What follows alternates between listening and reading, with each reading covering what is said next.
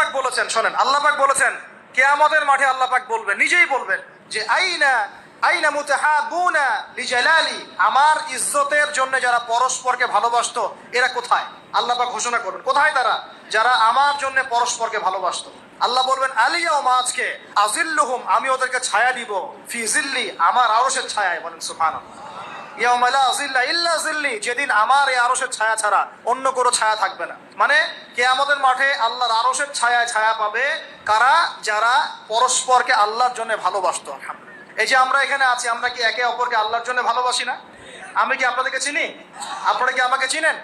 এই যে আপনারা আলেমুন আমাদেরকে ভালোবাসেন, ইসলামকে ভালোবাসেন, কিসের জন্য বাসেন?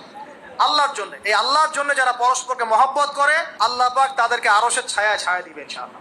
আরো একটা নেকি আছে, বলবো? শোনেন, আরেকটা হাদিসে আসছে কিয়ামতের মাঠে স্পেশাল কিছু মিম্বর থাকবে। মিম্বর চিনেন? যেখানে দাঁড়ায় ইমাম সাহেব খুতবা দেয়।